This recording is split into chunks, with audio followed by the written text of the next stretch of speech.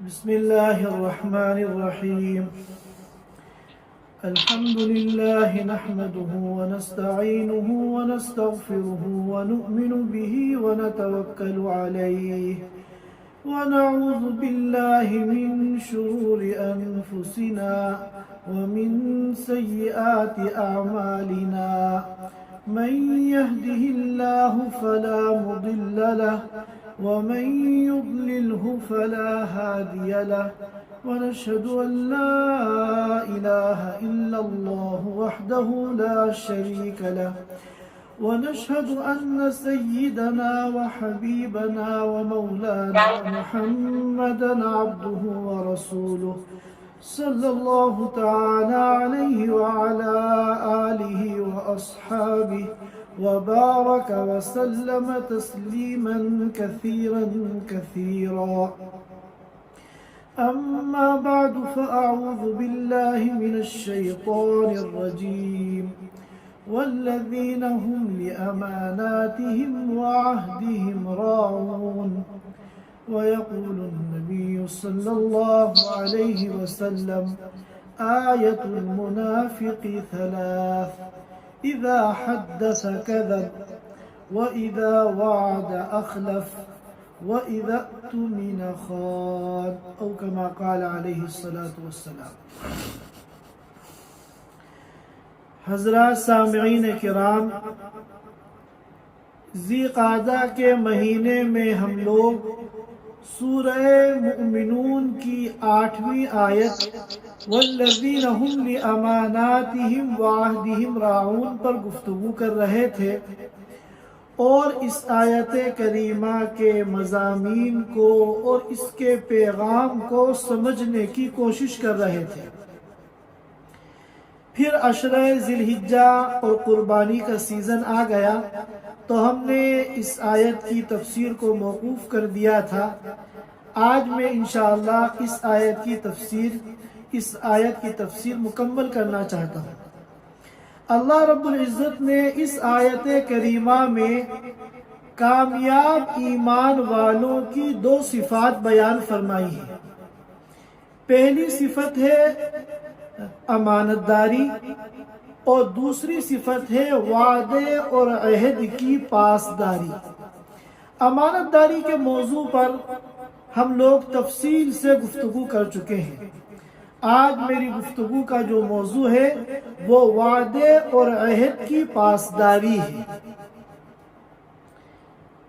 یہ ہم 2 چیزیں الگ الگ سمجھتے ہیں. ایک تو ہے کسی سے کوئی وعدہ کرنا، اور ایک ہے کسی سے کوئی عہد کرنا، یعنی معاہدہ کرنا، ایگریمنٹ کرنا.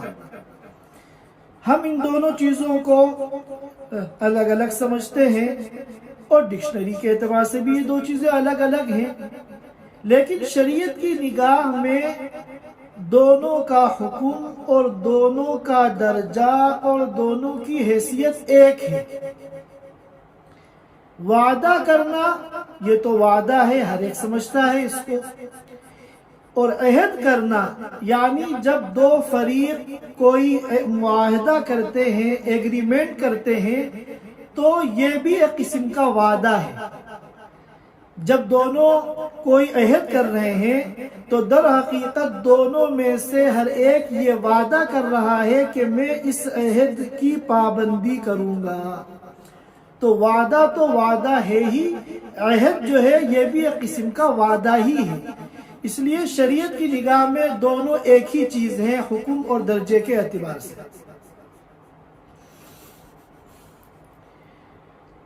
میں نے آپ حضرات کے سامنے ایک حدیث پڑھی ہے جس میں اللہ کے رسول صلی اللہ علیہ وسلم فرماتے ہیں کہ منافق کی علامتیں 3 ہیں، یعنی 3 ایسی نشانیاں ہیں جن کے ذریعے منافق کو پہچانا جا سکتا ہے. نمبر 1، اذا حدث کذب. منافق جب گفتگو کرتا ہے تو اپنی گفتگو کے دوران جگہ جگہ وہ جھوٹ بولتا ہے، اپنی گفتگو میں جھوٹ کا سہارا لیتا ہے. وَإِذَا وَعَدَ أَخْلَفَ. اور منافق جب کوئی وعدہ کرتا ہے، کوئی عہد کرتا ہے تو اس کی خلاف ورزی کرتا ہے۔ وَإِذَا اؤْتُمِنَ خَانَ، نمبر 3، جب اس کو کوئی امانت دی جاتی ہے تو امانت میں وہ خیانت کرتا ہے۔ اور ایک اور حدیث عبادہ بن صامت رضی اللہ تعالی عنہ کی، جس کو امام احمد نے اور حاکم نے نقل فرمایا ہے، اللہ کے رسول صلی اللہ علیہ وسلم نے فرمایا ایک موقع پر صحابہ کرام سے کہ 6 کام ایسے ہیں کہ اگر تم ان کاموں کا اہتمام کرنے کی ضمانت لے لو تو میں تم لوگوں کے لیے جنت کی ضمانت لیتا ہوں۔ یعنی اگر تم اپنی زندگی میں ان 6 کاموں کا اہتمام کر لو تو میں ضمانت لیتا ہوں اور ذمہ داری لیتا ہوں کہ میں تم لوگوں کو جنت میں داخل کراؤں گا۔ ان 6 چیزوں میں اللہ کے رسول صلی اللہ علیہ وسلم نے فرمایا وَأَوْفُوا إِذَا وَعَدتُّمْ، اگر تم کسی سے کوئی وعدہ کر لو یا کسی سے کوئی عہد کر لو، ایگریمنٹ کر لو، تو اب اس کو پورا کرو۔ اور یہ مومن کی بہت اہم صفت ہے کہ مومن جو ہے وہ اپنی زبان کا پکا ہوتا ہے، چاہے کتنا بڑا سے بڑا اس کو نقصان اٹھانا پڑ جائے، وہ اپنے مادی نقصان کو برداشت کر لیتا ہے، مگر اللہ کی رضا کے لیے جب ایک مرتبہ کسی کو زبان دے دی، کسی سے وعدہ کر لیا یا عہد کر لیا، تو وہ وعدہ خلافی نہیں کرتا اور عہد شکنی نہیں کرتا۔ ہم رسول اللہ صلی اللہ علیہ وسلم کی سیرت طیبہ کا مطالعہ کریں۔ اللہ کے رسول صلی اللہ علیہ وسلم نے ایسے موقعوں پہ اپنے وعدے کو اور اپنے معاہدے کو نبھایا ہے کہ انسانیت کی تاریخ اس کی نظیر پیش نہیں کر سکتی۔ سیرت طیبہ اس قسم کے واقعات سے بھری ہوئی ہے۔ ایک موقع پر حضرت حذیفہ بن یمان رضی اللہ تعالی عنہ اور ان کے والد اسلام قبول کرنے کے بعد اللہ کے رسول صلی اللہ علیہ وسلم سے ملنے کے لیے مدینہ منورہ جا رہے تھے۔ راستے میں ان کو ابو جہل اور اس کا لشکر ملا جو جنگ بدر میں شرکت کے لیے مکے سے روانہ ہوا تھا۔ ابو جہل اور اس کے آدمیوں نے ان دونوں کو پکڑ لیا اور کہا کہ بتاؤ کہاں جا رہے ہو؟ انہوں نے کہا کہ ہم اللہ کے رسول سے ملنے کے لیے مدینہ منورہ جا رہے ہیں۔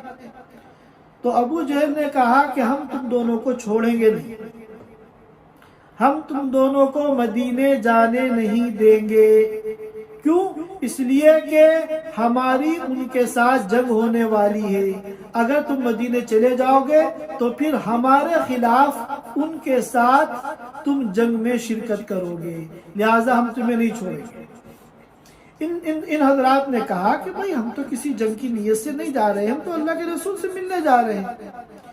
تو ابو جہل نے کہا کہ ٹھیک ہے، تم اگر یہ مجھ سے وعدہ کرو اور عہد کرو کہ ان کے ساتھ مل کر ہمارے خلاف جنگ میں تم شرکت نہیں کرو گے تو ہم تمہیں چھوڑ دیں گے۔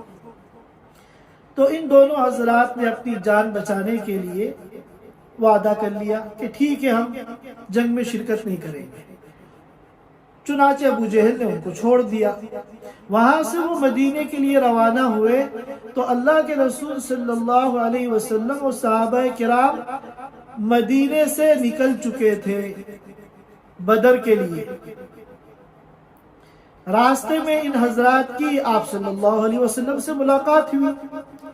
انہوں نے پورا قصہ آپ کو سنایا اور پھر عرض کیا کہ اللہ کے رسول ہماری خواہش یہ ہے کہ ہم بھی آپ کے ساتھ اس جنگ میں شریک ہوں اور اس جنگ میں شرکت کی جو سعادتیں ہیں، فضیلتیں ہیں، وہ ہمیں بھی حاصل ہو جائیں، لیکن قربان جائیے اللہ کے رسول صلی اللہ علیہ وسلم پر۔ آپ نے فرمایا کہ نہیں، تم ابو جہل کو زبان دے چکے ہو ابو جہل سے تم وعدہ کر چکے ہو کہ جنگ میں شرکت نہیں کرو گے، لہذا ایک مومن کا شیوا یہ ہے کہ جب وہ زبان دے دیتا ہے تو اس کے خلاف نہیں کرتا، لہذا تم دونوں جنگ میں شرکت نہیں کرو گے۔ انہوں نے عرض کیا کہ ہم نے کوئی خوشی تو عہد کیا نہیں تھا ان سے، انہوں نے ہماری گردن پہ تلوار رکھ کے ہم سے یہ وعدہ کرایا، ہم نے اپنی جان بچانے کے لیے وعدہ کر لیا، اس وعدے کی کیا حیثیت ہے؟ تو اللہ کے رسول صلی اللہ علیہ وسلم نے فرمایا چاہے زبردستی کیا ہو چاہے رضامندی سے کیا ہو، جب تم نے وعدہ کر لیا تو اب اس وعدے کو پورا کرو۔ حالانکہ یہ ایسا موقع ہے کہ ایک ایک فرد کی یہاں انتہائی شدید ضرورت ہے، کیونکہ مسلمان جو ہیں وہ کل 313 ہیں، اور ان کی تیاری کا یہ حال ہے کہ کل 70 اونٹ ہیں ان کے پاس، اور 2 گھوڑے ہیں صرف، اور چند تلواریں ہیں، ماں بقیہ کسی نے لاٹھی لے لی ہاتھ میں، کسی نے ڈنڈا لے لیا، کسی نے ہاتھ میں پتھر لے لیا۔ یہ نہتے مسلمان کل 313 کی تعداد میں ہیں، اور مقابلہ کن سے ہے؟ 1000 مسلح کفار مکہ سے، جن کے پاس اعلیٰ نسل کے گھوڑے ہیں اور اعلیٰ قسم کے جنگی ہتھیار ہیں۔ اب ایسے موقع پہ اگر 2 آدمی کا بھی اضافہ ہو جاتا تو مسلمانوں کی طاقت میں اضافہ ہوتا، لیکن اللہ کے رسول صلی اللہ علیہ وسلم نے فرمایا کہ ایک ایمان والے نے جب زبان دے دی تو اب اس کو وہ اپنے وعدے کو اور اپنے عہد کو پورا کرنا چاہیے۔ تو وعدے کی اہمیت اور عہد کی قدر و قیمت کیا ہے اور اس کو کس طرح نبھانا چاہیے، اس کا حق جو ہے یا تو اللہ کے رسول صلی اللہ علیہ وسلم نے ادا کیا ہے یا آپ کے غلاموں نے یعنی صحابہ کرام نے ادا کیا ہے۔ صحابہ کرام کی سیرت کا ہم مطالعہ کریں، اس میں بھی آپ کو نہ جانے کتنے واقعات ملیں گے کہ ایسے موقع پر انہوں نے عہد کو نبھایا کہ عہد کو نبھانے کی وجہ سے بہت بڑا نقصان ان کو برداشت کرنا پڑا۔ حضرت معاویہ رضی اللہ تعالیٰ عنہ جو صحابہ کرام کی فہرست میں انتہائی جلیل القدر صحابی ہے، وہ الگ بات ہے کہ حضرت معاویہ رضی اللہ تعالیٰ عنہ ہمیشہ دشمنان اسلام کی آنکھوں میں کھٹکتے رہے۔ دشمنان اسلام نے ان کے خلاف بڑے بڑے پروپیگنڈے کیے اور ان کی ذات کو، ان کی شخصیت کو مجروح کرنے کی کوشش کی، لیکن 1400 سال کی تاریخ گواہ ہے کہ جس نے بھی حضرت معاویہ رضی اللہ تعالیٰ عنہ کو متہم کیا اور ان کی شخصیت کو مجروح کرنے کی کوشش کی، وہ خود ذلیل اور رسوا ہوا۔ حضرت معاویہ رضی اللہ تعالیٰ عنہ کی شان میں، ان کی عظمت پہ کوئی فرق نہیں آیا۔ ان حضرات کی جو عظمت ہے وہ تو پہاڑ جیسی ہے۔ اب اگر کوئی کسی پہاڑ کا دشمن ہو جائے اور پہاڑ پہ اپنا سر مارے پہاڑ کو نقصان پہنچانے کے لیے، تو پہاڑ ٹوٹے گا یا اس کا سر پھوٹے گا؟ پہاڑ کی صحت پہ کوئی فرق نہیں پڑے گا، خود اس کا اپنا سر پھوٹے گا۔ تو وہ لوگ دنیا میں بھی ذلیل و رسوا ہوئے، اور آخرت میں اللہ تعالیٰ ان کے ساتھ کیا معاملہ کریں گے تو اللہ ہی جانتے ہیں۔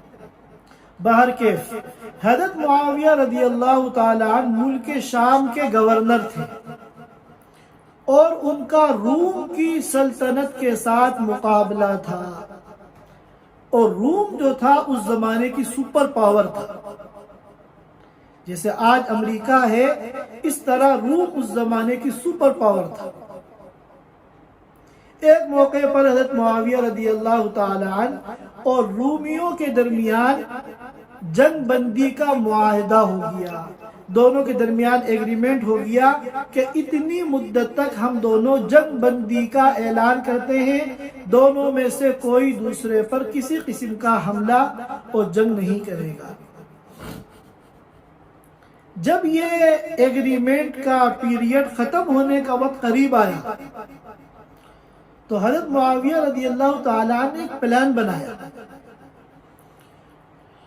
انہوں نے یہ کہا کہ ہم اپنے لشکر کو اور اپنی فوج کو تیار کریں گے اور روم کی سرحد کے پاس ان کو جمع کر لیں گے، اور جیسے ہی معاہدے کی میعاد ختم ہوگی ہم لوگ رومیوں پہ حملہ کر دیں گے۔ وہ چونکہ پہلے سے غافل ہوں گے اور ذہنی طور پہ تیار نہیں ہوں گے، اس طرح ہم آسانی کے ساتھ ان کے علاقوں کو فتح کر سکتے ہیں، ورنہ روم کے پاس جو طاقت ہے اس سے مقابلہ کرنا ہمارے لیے آسان نہیں ہے۔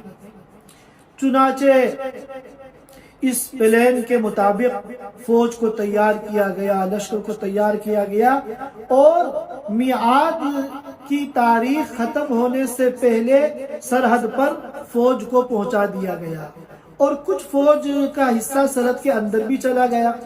اب ظاہر ہے کہ معاہدہ جو ہوا تھا وہ تو جنگ بندی کا ہوا تھا، ایک دوسرے پہ حملہ نہیں کریں گے، فوج سرحد پہ نہیں کوئی لا سکتا، یہ تو کوئی معاہدے میں نہیں تھی بات۔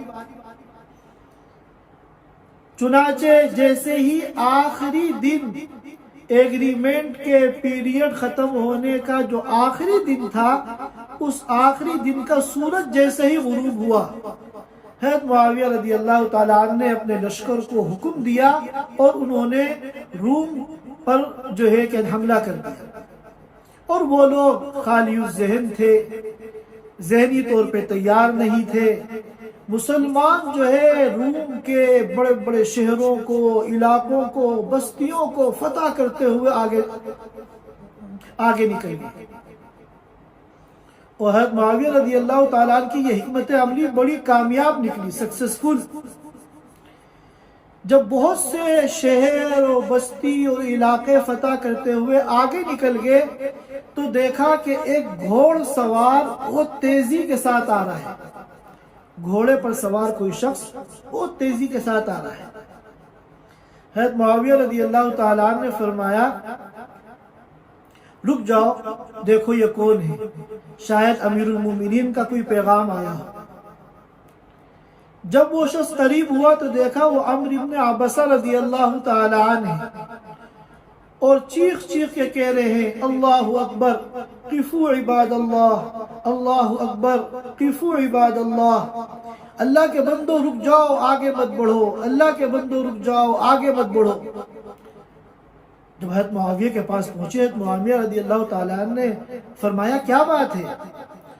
تو انہوں نے کہا وفاء لا غدر، وفاء لا غدر، کہ ایک مومن کا شیوا عہد کی وفاداری ہے، پاسداری ہے، غداری کرنا یہ کسی ایمان والے کا شیوا نہیں ہے۔ حضرت معاویہ رضی اللہ تعالیٰ نے کہا ہم نے تو کوئی غداری نہیں کی، ہم نے تو کوئی عہد شکنی نہیں کی، ہم نے تو معاہدے کے خلاف کوئی کام نہیں کیا۔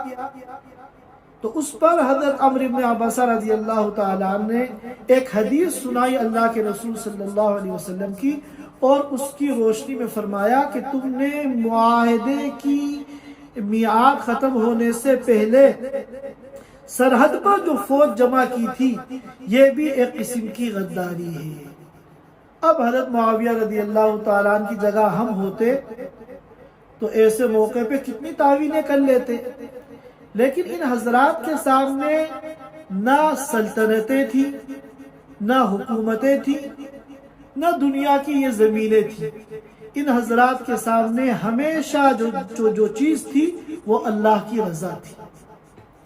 اللہ کی رضا کے بغیر پوری دنیا ان کو مل جائے وہ ان کو قبول نہیں، اور زمین کے ایک ٹکڑے کے ساتھ اللہ کی رضا مل جائے وہی ان کا مقصود۔ حضرت معاویہ رضی اللہ تعالیٰ نے حکم دیا کہ فوراً لشکر واپس جائے اور جتنے علاقے اور شہر رومیوں کے فتح کیے ہیں سب ان کو واپس کرو۔ چنانچہ پورا لشکر جو اتنی بڑی تاریخی کامیابی حاصل کر چکا تھا وہ سارے مفتوحہ علاقے روم کو واپس کر دیے اور پوری فوج کو لے کے اپنی سرحد میں واپس چلے گئے۔ یہ ہے ایمان والا جب ایک زبان دے دیتا ہے تو اس زبان کی قدر و قیمت، یہ قدر و قیمت صحابہ کرام جانتے تھے، اللہ کے رسول صلی اللہ علیہ وسلم جانتے تھے۔ ہمارا کیا حال ہے؟ ہم سے اگر کوئی یہ پوچھے کہ وعدہ خلافی کرنا یا عہد شکنی کرنا کیسا ہے، تو ہم لوگ پورا 1 گھنٹہ اس پہ تقریر کر دیں گے کہ بہت بری بات ہے، بہت بری عادت ہے۔ لیکن صبح سے لے کے شام تک اپنی 24 گھنٹے کی زندگی میں نہ جانے کتنے کام ہم ایسے کرتے ہیں جو شریعت کی نگاہ میں وعدے کی خلاف ورزی اور عہد شکنی کے دائرے میں آتی ہے، مگر ہم اس کو وعدہ خلافی سمجھتے ہی نہیں، ہم اس کو عہد شکنی سمجھتے ہی نہیں۔ اسی لیے اللہ رب العزت نے قرآن کریم میں فرمایا وَمَا وَجَدْنَا لِأَكْثَرِهِمْ مِنْ عَهْدٍ، کہ اکثریت مسلمانوں کی، انسانوں کی ایسی ہوگی جو عہد اور وعدے کی پاسداری کرنے والی نہیں ہے۔ آج ہمارا کیا حال ہے؟ صبح سے لے کے شام تک اپنی 24 گھنٹے کی زندگی میں نہ جانے کتنی وعدہ خلافیاں ہم کرتے ہیں اور نہ جانے کتنی عہد شکنیاں ہم کرتے ہیں اور ہمیں احساس تک نہیں ہوتا۔ اب جب احساس ہی نہیں ہوتا تو آدمی اپنی اصلاح کیسے کرے گا؟ اور جب اس کو اپنی غلطی کا اعتراف ہی نہیں ہے تو وہ اللہ کے سامنے توبہ اور استغفار کیسے کرے گا؟ ہم مثال کے طور پر کسی سے یہ وعدہ کرتے ہیں کہ کل شام کو 7 بجے میں آپ سے ملوں گا، آپ کے گھر آؤں۔ اب ہم میں سے کتنے ہیں جو ٹھیک 7 بجے وہاں پہنچتے ہیں اپنے وعدے کے مطابق؟ ظاہر ہے کہ اگر ہم نے بغیر کسی عذر کے، بغیر کسی مجبوری کے 7 کے بجائے 7:15 بجے ہم پہنچ رہے ہیں یا 7:30 بجے ہم پہنچ رہے ہیں تو یہ وعدہ خلافی ہے۔ ہم نے جو زبان دی تھی وہ 7 بجے پہنچنے کے لیے دی تھی۔ ہم اگر اپنے دوست، احباب اور تعلق والوں کا جائزہ لیں، ہمیں اکثریت ایسی ملے گی جو اپنے وعدے کو پورا نہیں کرتے، بہت کم ایسے ملیں گے جو وعدے کا اہتمام کرتے ہیں، اپنے موعد کا اور اپنے وعدے کا اہتمام کرتے ہیں۔ ہوتا کیا ہے؟ 7 بجے کا ٹائم دیا ہے، 15 منٹ کا راستہ ہے، 6:30 بجے سے ہم فارغ ہیں اور ہمیں معلوم ہے، یاد ہے کہ 7 بجے ہمیں فلاں سے ملنا ہے۔ اب ہم لا یعنی کر رہے ہیں، باتیں کر رہے ہیں، گپ شپ کر رہے ہیں، موبائل میں وقت ضائع کر رہے ہیں اور بلا کسی عذر کے اور مجبوری کے ہم 7 بجے کے بجائے 7:30 پونے 8 بجے وہاں پہنچ رہے ہیں۔ اب یہ جو دوسرے کو ہم نے انتظار کرایا آدھا گھنٹہ، پون گھنٹہ، یہ انتظار کی جو اس کو تکلیف ہوئی، اس کا ذمہ دار کون ہوگا؟ قیامت کے دن اس کا جواب کون دے گا؟ قرآن کریم نے کہا ہے وَأَوْفُوا بِالْعَهْدِ، اپنے وعدے کو اور اپنے عہد کو پورا کرو، جیسی زبان دی ہے ایسا ہی اس کے اوپر اس کی پابندی کرو۔ إِنَّ الْعَهْدَ كَانَ مَسْئُولًا، قیامت کے دن اس کے بارے میں سوال کیا جائے گا۔ میں نے ایسے بھی لوگ دیکھے ہیں 7 بجے کا ٹائم دے رکھا ہے، مثلا 15 منٹ کا راستہ ہے، اب بیٹھے گپ شپ کر رہے ہیں، لا یعنی کر رہے ہیں، جب 7 بج گئے اب وہ اٹھ کے حمام جا رہے ہیں، 15 منٹ وہاں لگا دیے اور اب 15 منٹ کا راستہ ہے، وہاں پہنچ رہے ہیں 7:30 بجے، اور اگر راستے میں کوئی مل گیا تو اب اس سے گپے لڑا رہے ہیں، 15 منٹ وہاں بھی لگا دیے، پہنچ رہے ہیں پونے 8 بجے۔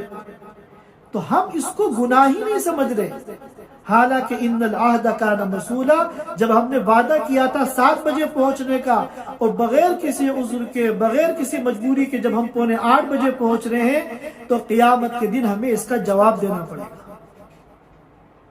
اور ایسے بھی بہت سے لوگ ہیں، اور جہاں تک میرا تعلق ہے میرے اپنے جاننے والوں میں ایسے لوگ ہیں، گرچہ وہ تعداد میں بہت کم ہیں، کہ جب انہوں نے 7 بجے کا ٹائم دیا ہے تو 6:55 پر وہاں موجود ہوتے ہیں۔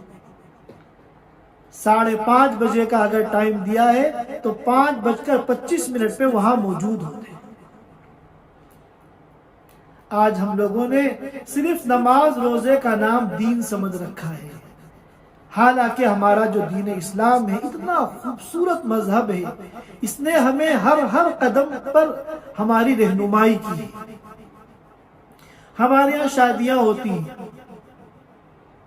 اور دعوت نامے کا کارڈ چھپتا ہے، ہم اس میں نیچے لکھتے ہیں کہ رات کو 8 بجے کھانا ہوگا، اور کوئی بھی رات کو 8 بجے کھانا نہیں کھلاتا۔ جو لوگ اس دعوت کے مطابق 8 بجے آ گئے، سیدھے سادے لوگ، ان کو گھنٹہ 1.5 گھنٹہ انتظار کرنا پڑتا ہے، 9، 9:30، بعض مرتبہ 10 بج جاتے ہیں۔ اب اس دعوت والے کے ذہن میں یہ بات نہیں ہے کہ میں نے جب 8 بجے لکھا ہے تو میں نے وعدہ کیا ہے۔ 8 بجے کا ٹائم جب آپ نے کارڈ میں لکھ دیا تو گویا کہ آپ نے وعدہ کیا ہے کہ ہم 8 بجے آپ کو کھانا کھلائیں گے۔ اب بغیر کسی عذر کے، بغیر کسی مجبوری کے 9:30 اور 10 بجے کھانا کھلا رہے ہیں۔ جو لوگ وقت پر آ گئے ہیں، سیدھے سادے لوگ، ان کا 1-1.5 گھنٹہ ضائع ہوا ہے، انتظار کی تکلیف ہوئی ہے، ان کے وقت کا خون ہوا ہے، اس کا ذمہ دار کون ہوگا؟ ہوتا کیا ہے؟ ان لوگوں کے انتظار میں پورا پروگرام لیٹ کیا جاتا ہے جن کو تاخیر سے آنے کی عادت ہے۔ بہت سے لوگ ہمارے معاشرے کے اندر ایسے ہیں کہ کہیں وقت پر پہنچنا وہ اپنی توہین سمجھتے ہیں، عادت بنا لی ہے کہ 1-1.5 گھنٹے کے بعد جانا ہے۔ اور ان لوگوں کے انتظار میں یہ جو میزبان ہیں، یہ ان بیچارے سیدھے سادے لوگوں کو 1-1.5 گھنٹہ انتظار کراتے ہیں جو بیچارے وقت پر آ گئے۔ اور یہ ذہن میں نہیں ہے ان العہد کان مسئولا، یہ جو زبان دی تھی اور تم نے وعدہ کیا تھا، 1.5 گھنٹہ جو تم نے ضائع کرایا ہے، قیامت کے دن اس کا جواب دینا پڑے گا۔ اور ہمارے یہاں جو باراتیں ہوتی ہیں ان کا تو بہت ہی برا حال ہے۔ یہ سب ہماری بددینی ہے، ہم نے دین کو سیکھا نہیں۔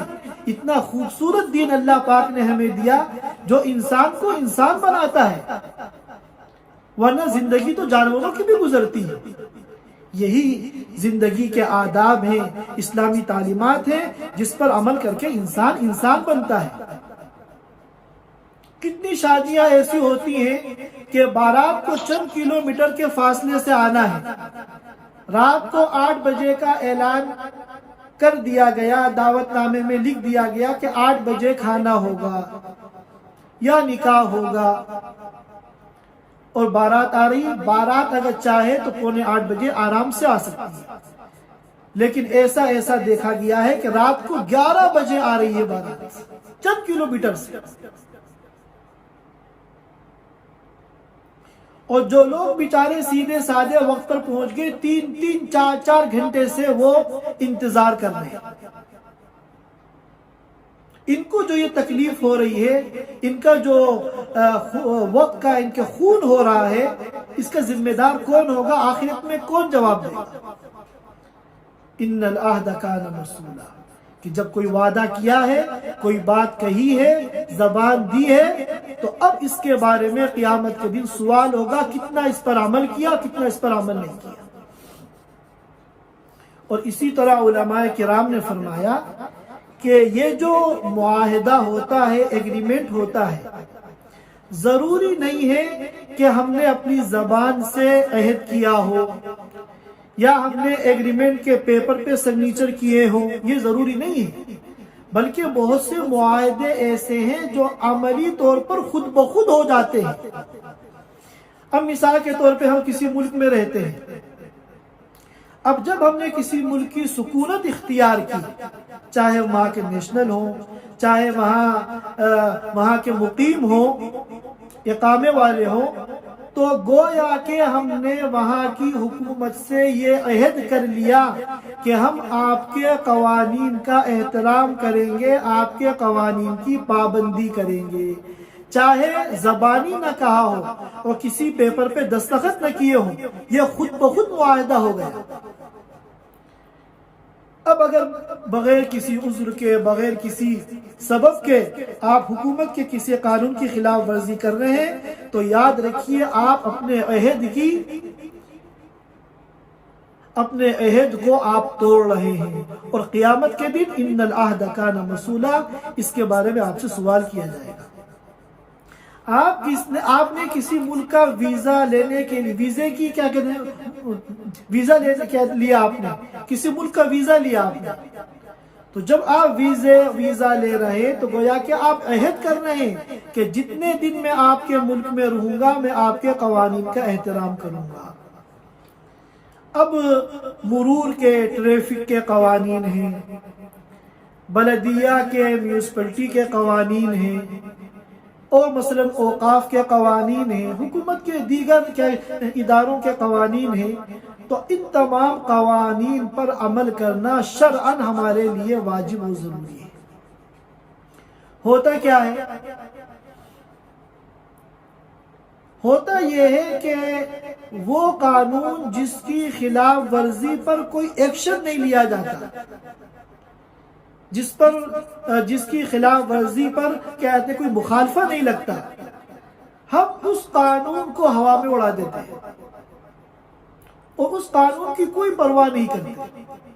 حالانکہ ہمیں یاد رکھنا چاہیے یہاں ایکشن نہیں لیا جائے مگر آخرت میں تو ایکشن لیا جائے گا۔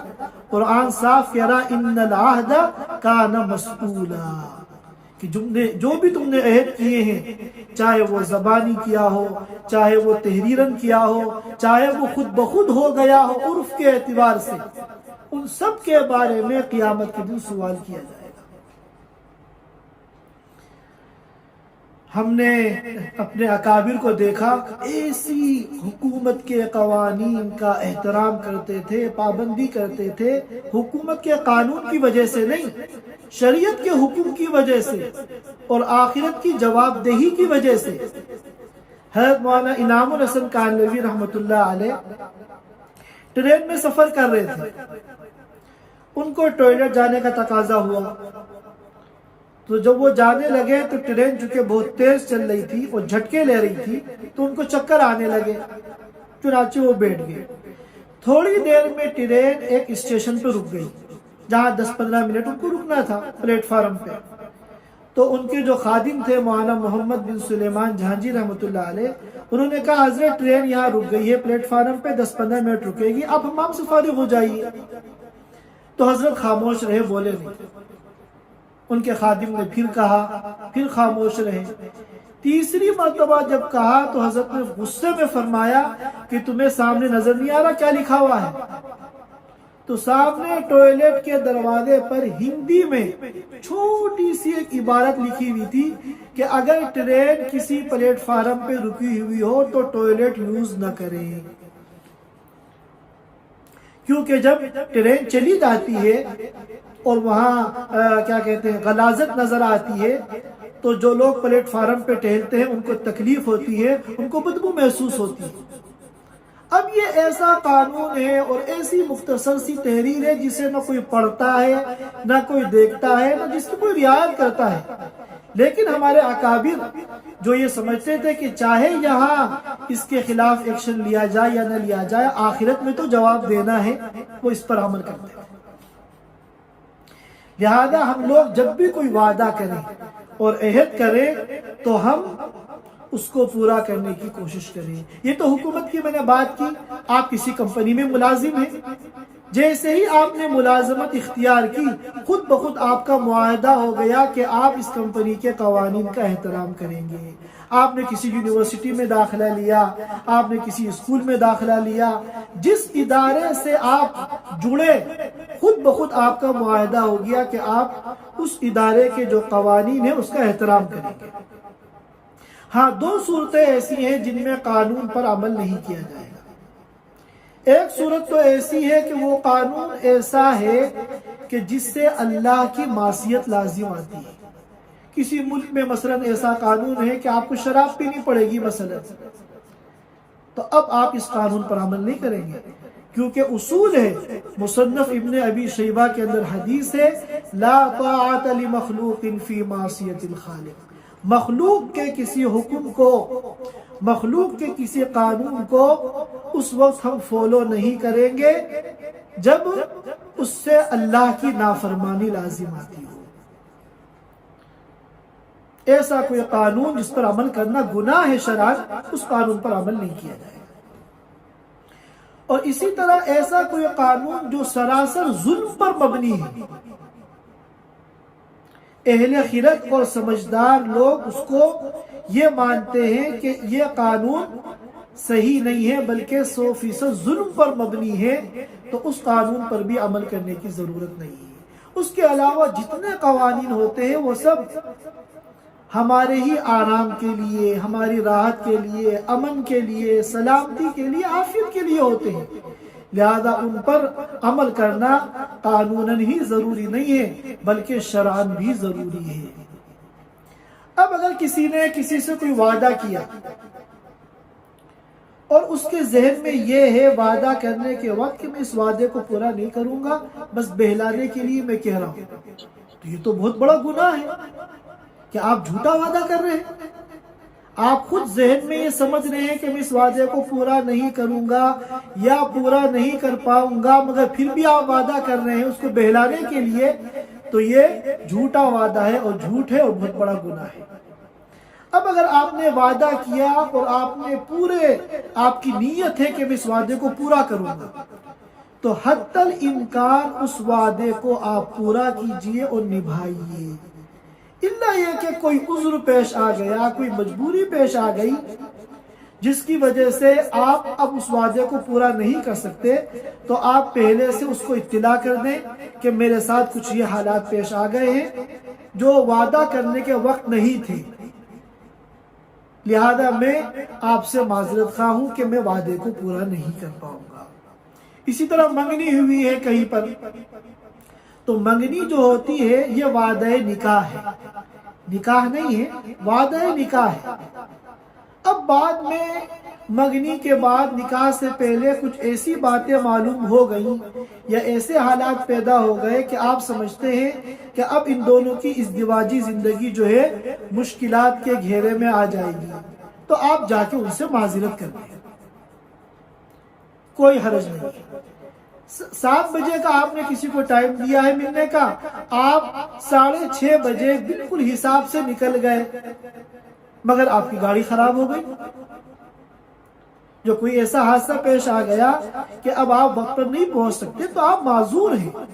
لیکن ہمارا مسئلہ یہ ہے کہ ہم نے اپنی عادت بگاڑ لی، کہیں پر وقت پر پہنچنا ہم چاہتے ہی نہیں، اپنے منہ سے ہم نے جو زبان دی ہے، جو وعدہ کیا ہے، ہم اس وعدے کو پورا کرنا چاہتے ہی نہیں، اور جب ہم اس کو گناہ ہی نہیں سمجھ رہے ہیں تو نہ ہم اپنی اصلاح کر پا رہے ہیں، نہ ہمیں توبہ اور استغفار کی توفیق ہو رہی ہے۔ حالانکہ یاد رکھیے جتنے بھی قسم کے وعدے ہیں اور جتنے بھی قسم کے عہد ہیں، قرآن کہہ رہا ان العہد کان مسئولا، قیامت کے دن تم سے اس کے بارے میں سوال کیا جائے گا۔ اللہ تعالی ہم سب کو دین کی صحیح سمجھ عطا فرمائے اور 100% دین پر عمل کرنے کی ہم سب کو توفیق عطا فرمائے۔ وآخر دعوانا الحمدللہ۔